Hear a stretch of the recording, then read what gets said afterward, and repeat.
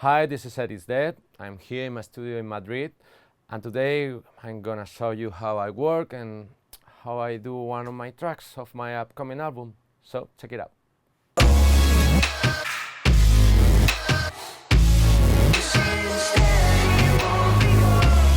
We are here with the track. The title is like Roba Bank because of my album talks about what you will do in your last 48 hours of living. If all the tracks are like rob a bank, jump out from an aeroplane, or heroin, or something like people doing. If I tell when I tell my friends what you will do if I tell you you have only 48 hours, and all these things, I imagine how to put into music. So in this track, I get into some, I don't know, grunge or rock band and electronic stuff. Because I always find that electronic music, when it gets into rock music, had a kind of darkness and a kind of, I don't know how to say, gothic stuff. And I was missing like my grunge days, so I need something like walks in this way, and even the title is Roba Bank, and I need something like with action and with moving. So we are really like doubling the time because we are 155 BPMs, but the groove is more slower. When we get to the chorus, it's like kind of, I don't know, breaks, big beat, or even hip hop in the mood. But we start with drums. So I need like a big tom, like it's not acoustic one, but it's going to work in that way. So that tom, when we go to the original project later, we can see it. But now it has a little bit of shit in the end of the tail. So when I will go later and start to compress and limit all the master section, we see like all this stuff goes so much higher. I don't want to take out because they have like a low end, and I want that low end like make a real like bass line. You can listen. If I cut it, I lost the groove. Maybe I can do that, but for me it doesn't work properly. If I do of it, I need that information too. So the best way I find to maintain and keep that space between the highest level and the lowest and the seed they're going to appear, even I EQ it and compress, but when I bounce it and later in the project, I use a clipper. A clipper that for me works as a kind of limiter, but it maintains the difference of range between the lowest part and the highest RMS part, with and without. So it brings it to the front, but sounds with the same dynamic. So next I go to a acoustic drum set. So I did the drums. It's a kind of rumpler about drumming, and I play with sticks into an SPD part, and sounds like that without all the effects.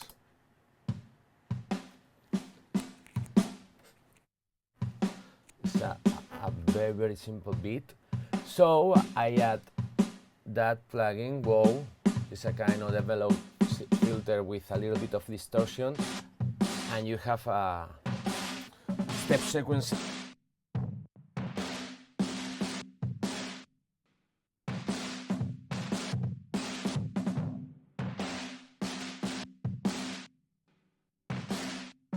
The thing is, when you add this,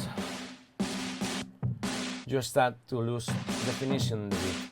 Even in the first transients of the beat, you start to lose that punch and that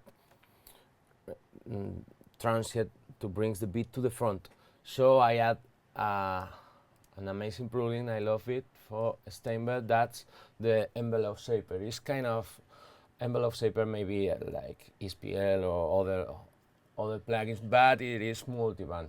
So it helps me a lot because I don't want the high frequencies to appear. This, I have like all the shit of the distortion even there, but I really need the middle.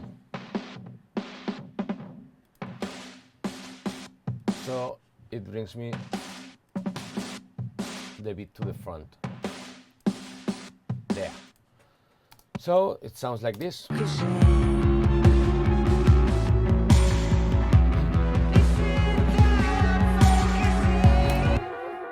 Then I come to the percussion. I make a layering with a different percussion, and I think this is kind of more modern stuff. I go into a small percussion with big reverbs. It's in all of that modern music, I don't know, from tropical house to future garage, but this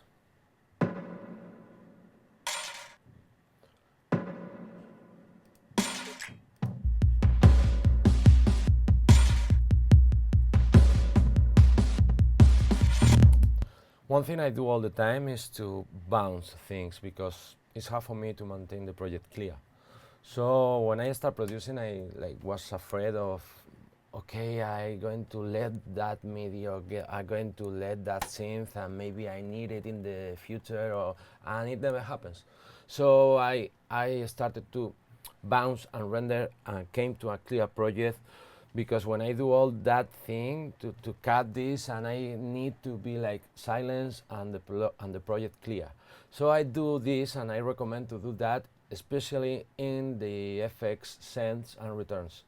This is my reverb and Native Instruments RC1, no, it's a 24, and this is a PSP delay, but the thing is, I'm talking about the percussion now, and I can clearly hear what is doing the reverb. So you can make control of it, even if it's cut in the previous project, about 100 Hz, but for me it's a good idea to, when I jump to another project, and we are like in the 3.7 version, so maybe there is 10 or 15 projects before, and I start to render things, and maybe I take that decision to could hear the reverb or to could hear the percussion and don't look back. I went ahead, go steps ahead. So that's the beat in the intro.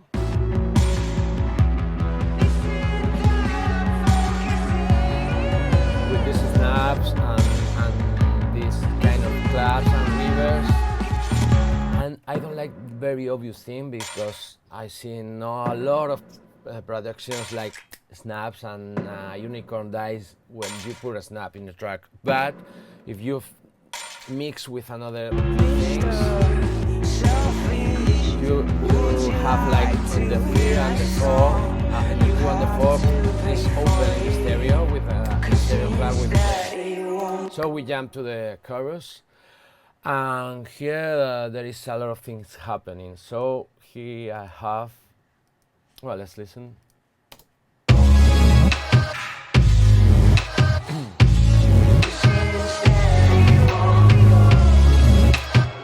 So here the main problem I'm going to have is to separate things. The big problem is with the bass and the low frequencies. So I need to focus that the beat is going to be now in the lower frequency of all the spectrum, even a little bit higher. So you listen to the prime drum and snare. I don't have so much low end. Of course, I have a little bit of space and reverb, but it's not so low ended, because that part is going to be with the bass. So I add a clap about the stereo thing. If you listen, the kick and the snare are pretty in the middle, and this clap open wise the thing in the stereo, and a little bit of percussion. Okay, noises, I'm going to add all this stuff, but the main drums add only that 3 stems.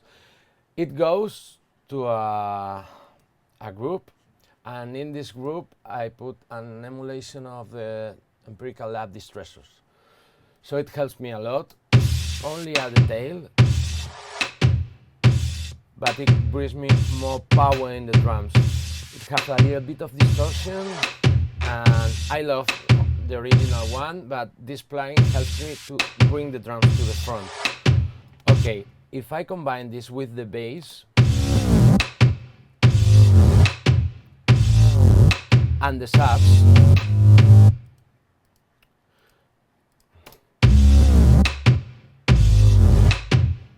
I maintain the open wide of the noises and the snap, but I keep the low end and the beat of a very wide separately. So that's the big thing with the drums in that track.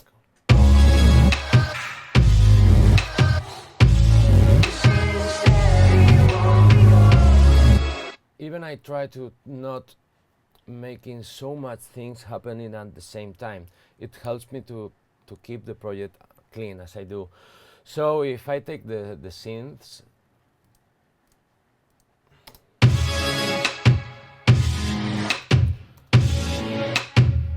I do all that automation into the reverbs, the synths, and even the synths stuff to make only one beat and the things not sounding so much into the time when the clap or when the noise or when even I do a lot of sighting with an envelope shaper and all the things.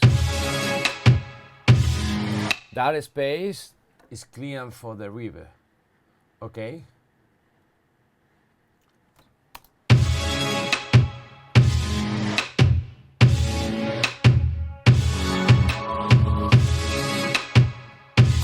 So I cut the sound completely and you only listen to the reverb.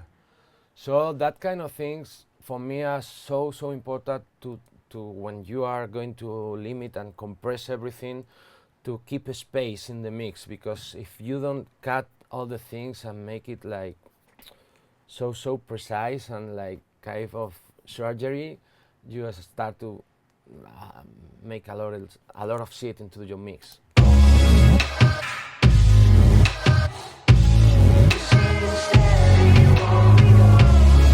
With the drums, there is a lot of vocal percussion. I don't know how to say it. So if you listen to that noise,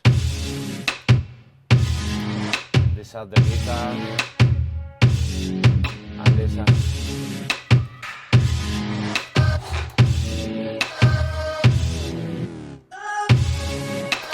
So we are into the bass zone. The mainly intro of the track is like Fender Jazz Bass playing by me, and a lot of cutting and editing because I'm an awful bass player. It's like this. This bass is the result. I'm going to the original project. Okay, we are back into the original project, or even not the original one, because we are in 3.0, but it's about one of the previous version, a mixed version, is while I'm arranging and recording things. So I was talking about the bass. It's a mix because the bass in the starting, the pre-start of the track is so important. It's going to be all the information about mid-range and even low end. No the very deep low end, because remember that we are getting it with that tone. But we have a very, I don't know, rancid, distorted bass. So this is a mix between the original bass sound is from a Fender Jazz bass. I play myself very badly and I have to cut and edit a lot. Here you can see a lot of it still. And I put a little bit of, this is the original sound without any effect.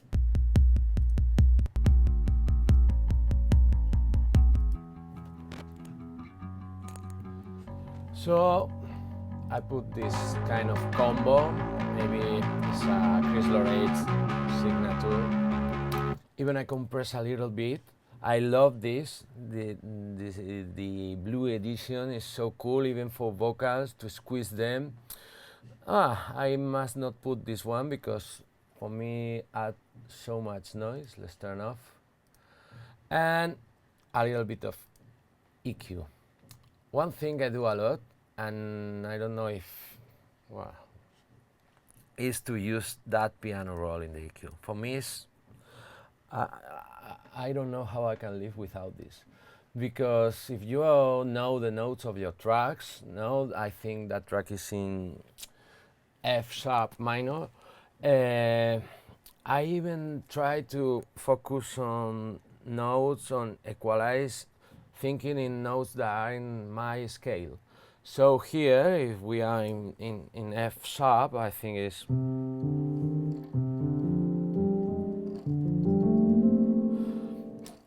I have here the C sharp, and it's like this. When I see that very first boost, I'm going to do over there. For me, it's a thing I do all the time. Sometimes I put like the tonic on my track and I start to put like the points in my EQ. No, and see where I am and how can I boost or how can I take it off, but always thinking in a musical terms. It's helped me a lot. So that's the sound of the bass.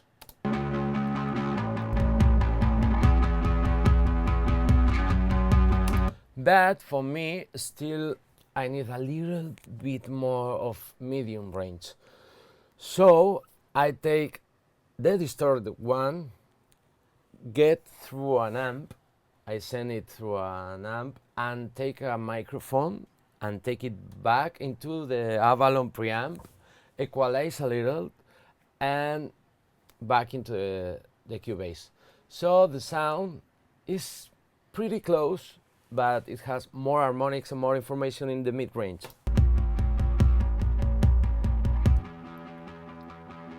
So I combine both, and I take like, because it sounds so close, but if I take one out, I really can listen to the difference. It's only about that info over here. Well, and this is in all the intro and the second part of the track. Even there is another bass at the end of the track.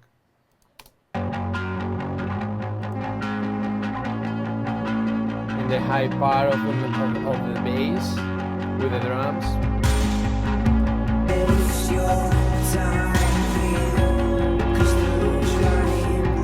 You can see I'm an awful bass player, so I need to do all that editing and cut and move into the track to make things come together. But that's the tricks of the bad musicians doing music.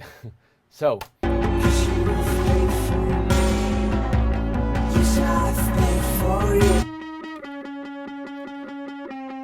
this is the same thing as the other bass, and the same CLA compressor and EQ and a little bit of gate to reduce the noise when I'm not playing. Easy way.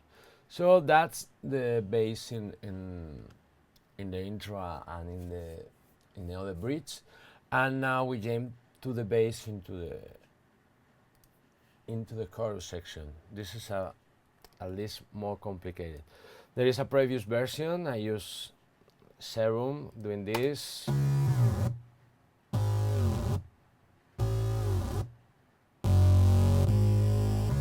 This is an easy way. I only take the filter and maybe I work with the pitch bend. Easy way. Okay. Even when I take that complex wavetable, I don't used to move a lot the wave position. I need a kind of distorted sign with a little bit and in heights with a triangle shape, so it's easy, so easy. And I add an 808, but I don't like so much that sound, so I changed in another edition of that sound. Okay, back on the mix project, I was telling that I changed the bass. So this is another thing that I confirm for me is useful to do bounces and render and maintain my project and my workflow clean. So that was the bass that I did with the serum and with a little 808, but I don't like so much the 808. So I find that I need a little bit of sub bass with this. This is a silence with a clear sine wave doing the sub. Easy way, so easy. I'm going to redirect that sub to a group and maybe add a little bit of limiting and a volume shaper to don't mess up the things with the kick, but I find that plugin is a kind of 808 emulation. Okay, that bass module, it's an Roland emulation, so you can listen to this. Okay, I have silence there.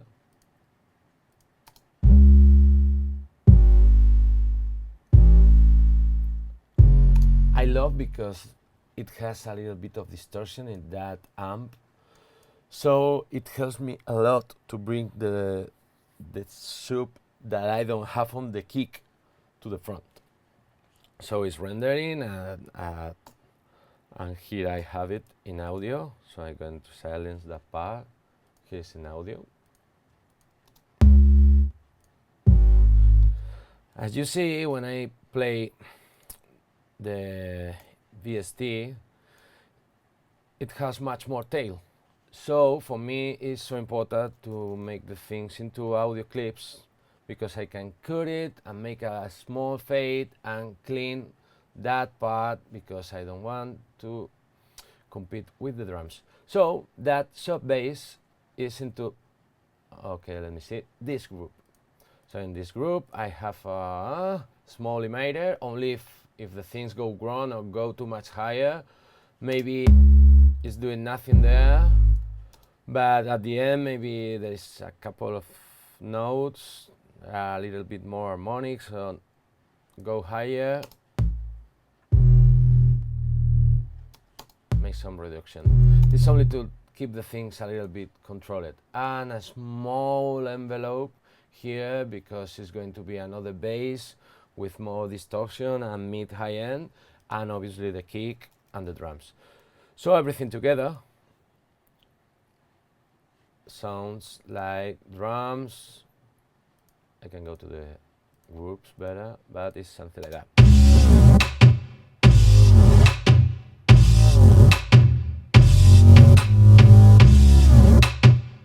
For me it's important the point when you are listening to the reverb. If I can listen clearly the reverb, I'm mixing pretty well, or as well as I can. So here, that's the point when I listen to the reverb.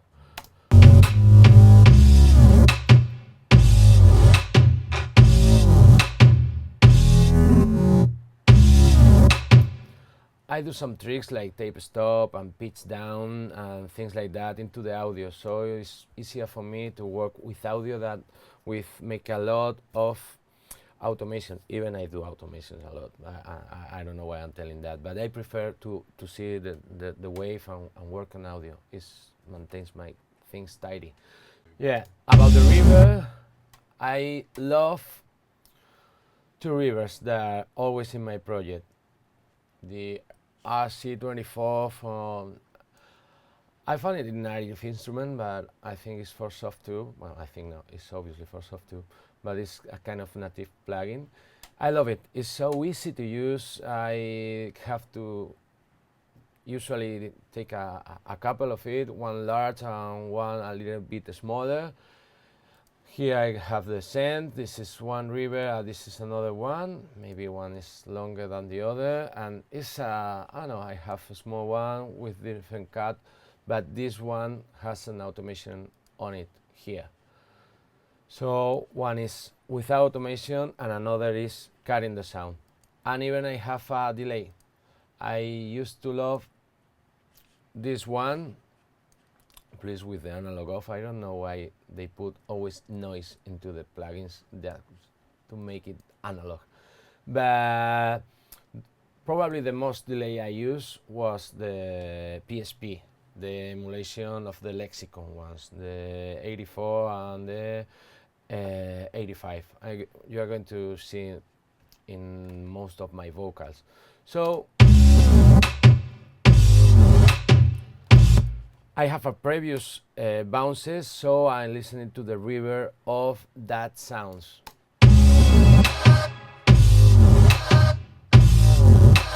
You can listen here into the drums.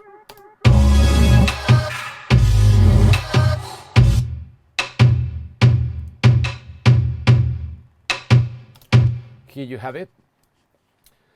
And this is the process of the drum. I have a tape emulation, an envelope shaper, the way the other one was, with a little bit more attacking to the first transient and a little cutting a little bit the length of the beat. I love that plugin. Harmonic maximizer. If you see, I didn't emphasize the low end, so I focus on the mid-high.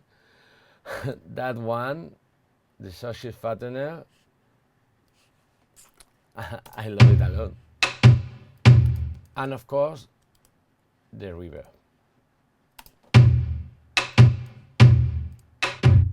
Without this,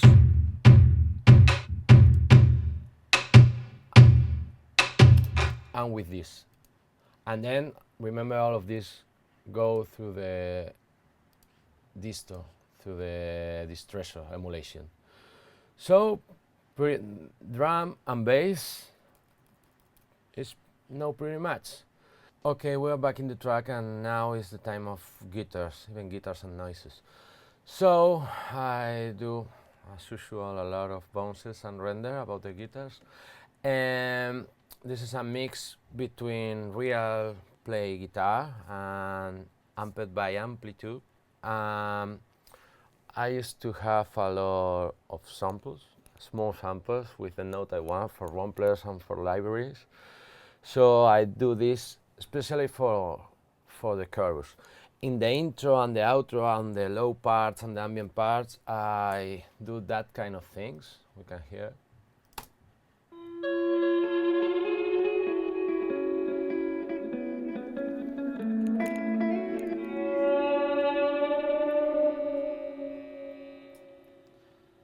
That's a mix between a Telecaster and a Rumpler called trailer guitars or something like that. We can see it in the previous version.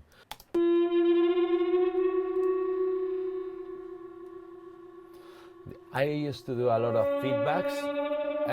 I love it. So I love that noise at the end. Like AC.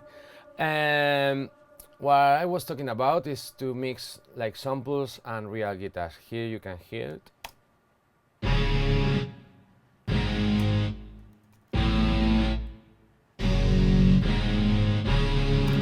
Now these two are the real ones, and these are samples from guitars. So I make like a big sandwich of everything. And also I get into a group, and a little bit of reverb. Wow, this is one of my last favorite plugins. This distortion from Audio Assault is I use a lot in all the album. I love it. Take out all the. It's an amazing glue to everything.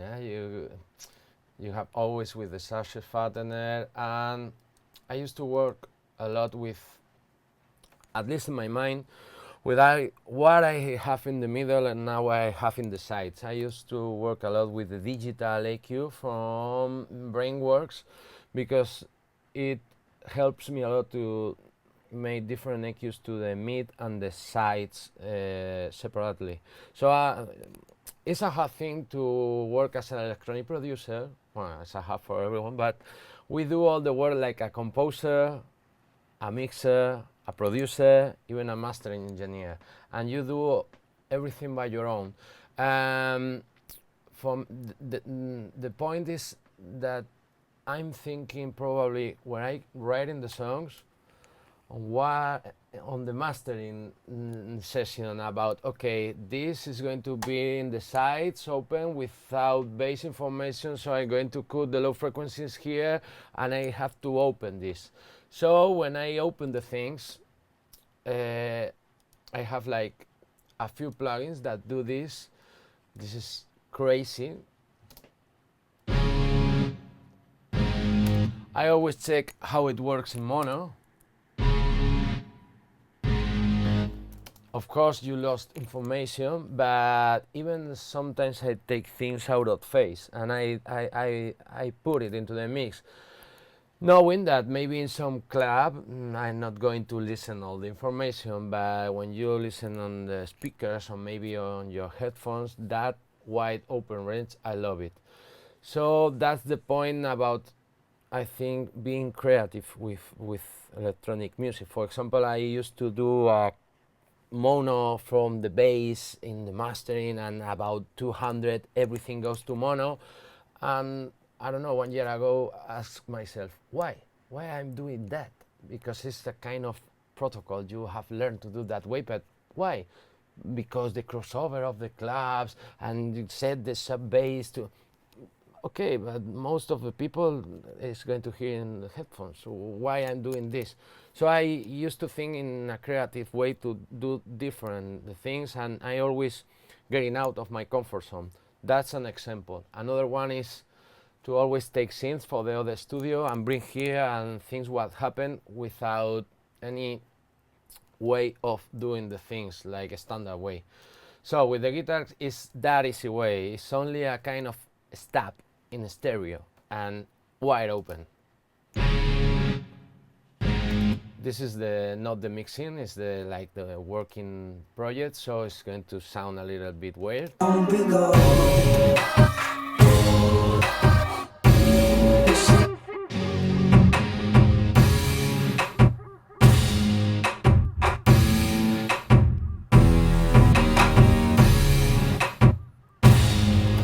Now it's a little bit of chaos and everything, but when you bounce to audio and start cleaning, or start to go in the real position.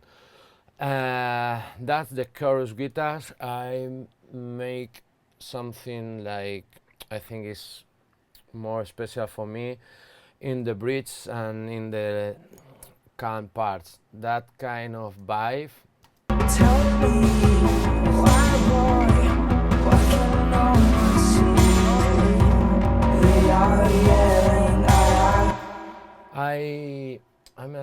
I have done a lot of production in the past, maybe, I don't know, pop production, CDM or techno, whatever, and I'm a little bit tired of the 4 chords like sequence in all the tracks. So I love bands like Grizzly Bear or No Mortal Orchestra, or even electronic things like Blade or Outtake or things like surprise myself, and it's not like Fa, F, C, D.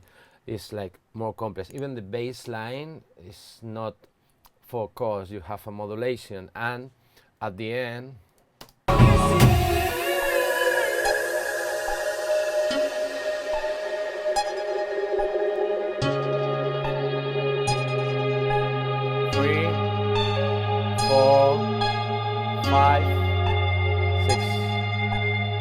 7, 8, 9, and 10.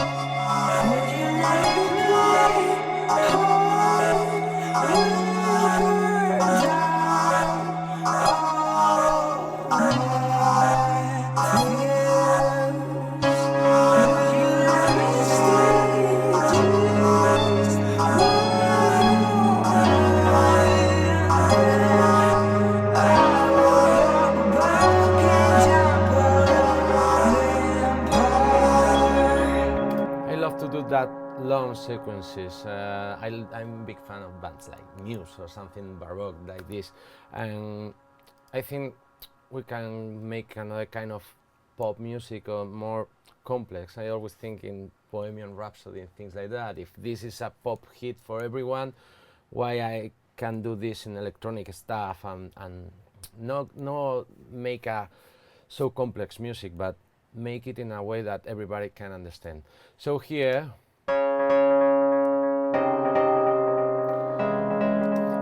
I'm going to get into the synths because I do some things between synths and guitars. For example, that one, or either I have that, I don't know how to say, pulp muting in Nexus, is combining with the guitar, doing the same phrase.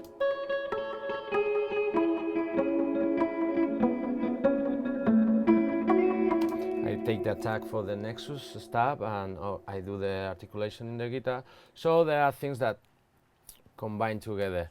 So we jump from the guitars to the synths part, and there is a lot that I'm not focused on it separately. For me it's the same. It's like we get into melodic stuff. So I love in all the album I'm working on sense and dynamics. For me there are like two big forms or ways to in contemporary music. It's not about terms of production, it's more in terms of feelings. You can sound in your face or up front, and you can sound back. Maybe I can put examples, but for me pop music or maybe electronic hard stuff like drum bass, EDM, something like that, sounds on the front. Not even because of the sound, of course, but more for the intention. You want everything to like breaks up and get the drop and make explode everything. And other things like ambient or I don't know, even progressive rock or something more delicate are like kind of mixes sound with reverbs and get like a complex thing together, harmonic thing behind. So in the track I like to jump from the front to the back all the time. In the album it's dynamics, so quiet and so hard up front to the back. There is a problem with the bass when you are doing this because always you are moving the sub bass and the harmonics because you can have the same information in the track. It's not about put a sub bass the whole track. If you see here, I have the bass distorted in the intro and in the bridge, but I don't have that kind of bass in the chorus. So I have to work with the sub bass frequencies to fit in every part. And the real work comes in the harmonic part with the synths and the guitar. So here the synths. This was a Nexus stuff. I bounce into an audio and do that kind of easy palm muting guitar. I don't know how to know it. And for example, here there are two things sounding. One is that reactor one. I think I do it with blocks. It's a kind of modular emulation. I'm going to open it. Okay. And I'm going to mute because, of course, I have run into audio. So I love that kind. I also have the modular in the other studio and the synths, but this is quite good for me because it's fun. No, there is a thing in electronic music like to play with the sounds and not really know what is going to happen. So I don't want to lose this. I always focus on musicality and involving to have meaning with my sense and how I connect my mind to my music. But one of the things fun in electronic music is like, no, I don't know what is going to happen. So I love that kind of dropping with delay. So I love even to cut a little bit more the gate. I love when that tiny drops into this with the delay, because don't make me so much information fighting with anything, because if I sustain the note, it's going to take into the guitar and the synths world. But that kind of tiny drops, I always love it. There are a lot of so much. If I do it like this, is too much information for me, because we have a lot of synths. It don't make sense. But when I feel it like drops, it going with the tom.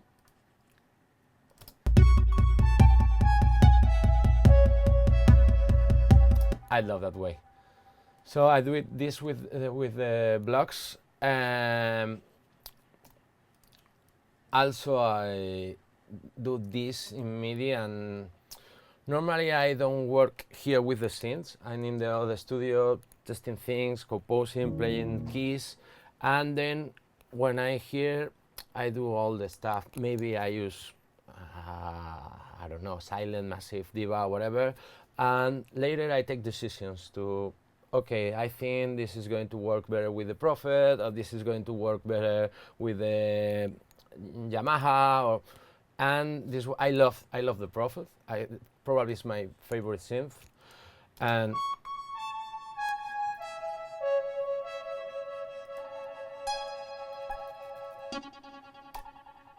I love.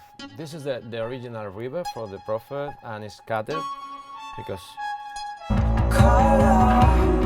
one that you were today. You see you in your wardrobe. You see that I'm focusing. What I was telling about to sound back or sound in the front, I love the ambient that makes the guitar, the Prophet, and the vocals. I love when I do reamps and center amp. Sometimes the vibrato that the feedbacks do here, I love it. Okay. I'm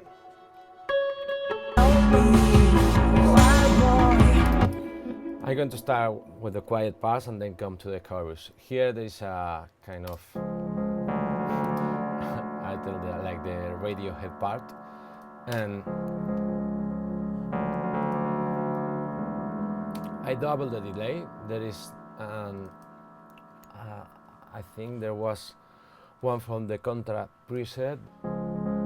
So is the inner delay from the plugin is kind of burly, richer, and then I use this delay a lot because it's when I use that preset of Thick Stratus, I use it a lot because they make a double delay, one to the left, another to the right, and you have a filter and a cutoff here, so you can make the second repetition of the delay more tiny.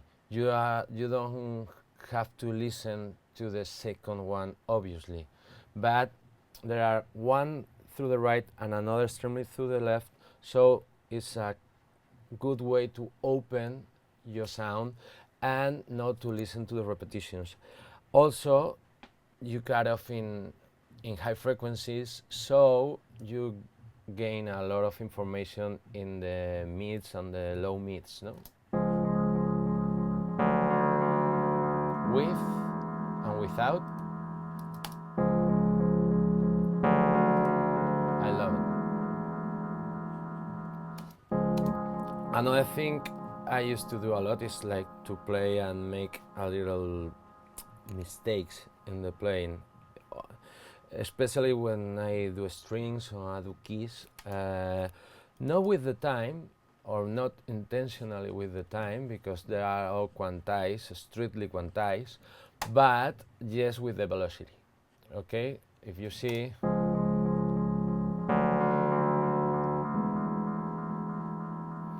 because I think like the human vibe is more about how do you press the low notes and the higher one, that what is the position the time. Of course, sometimes it's cool to do things like this and now make all the fingers to beat the track in the same way if you start with your left hand, but I think this is not as significant as the velocity of the notes.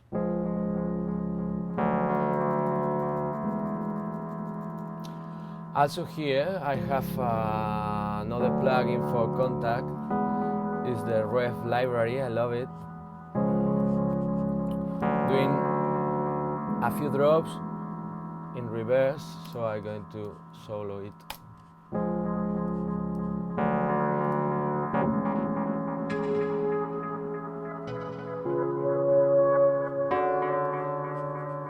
There are only 3 notes and it's kind of,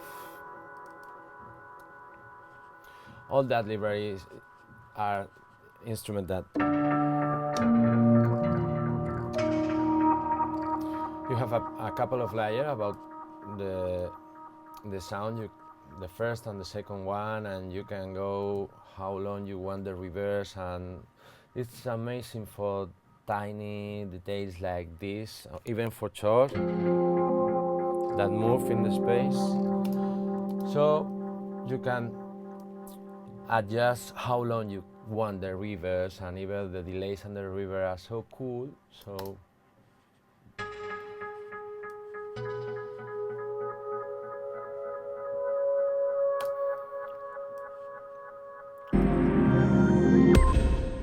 right now we finished part 1, so if you like it, come with me and join me in part 2.